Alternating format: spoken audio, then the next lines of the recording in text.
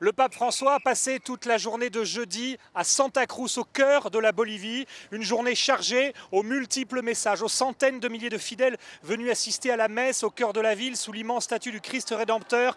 Il a d'abord demandé de ne pas perdre la mémoire de l'Église qui commémore le sacrifice du Christ, mais aussi la mémoire des peuples. Le risque de la perte de mémoire, a martelé le pape, et bien comme la tristesse ou le désespoir font en sorte que nous nous fermons aux autres et aux plus pauvres en particulier. Puis, dans le gymnase d'une école salésienne, face à des milliers de religieuses, de religieux, de prêtres et de séminaristes enthousiastes, le chef de l'Église catholique a mis en garde contre ce qu'il a appelé la spiritualité du zapping, l'attitude aussi de ceux qui ont un cœur blindé face à la douleur des autres sans savoir entrer en contact.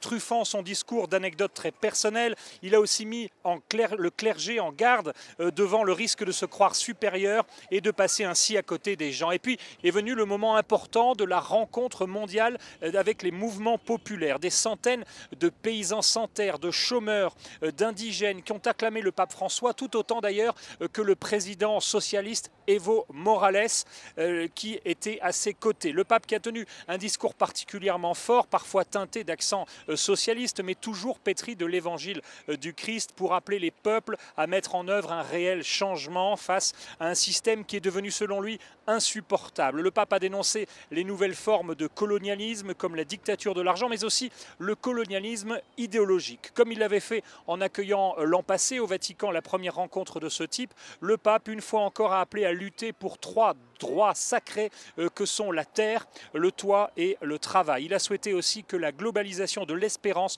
puisse enfin remplacer la globalisation de l'exclusion et de l'indifférence. Voilà, ce vendredi, le pape François va visiter la grande prison de Palmasola à Santa Cruz avant de rencontrer en privé les évêques du pays. Ce sera sa dernière rencontre en Bolivie puisque le pape François va s'envoler ensuite pour la troisième étape de ce voyage. Ce sera le Paraguay. Des rendez-vous à suivre évidemment sur KTO et en particulier sur internet sur ktotv.com.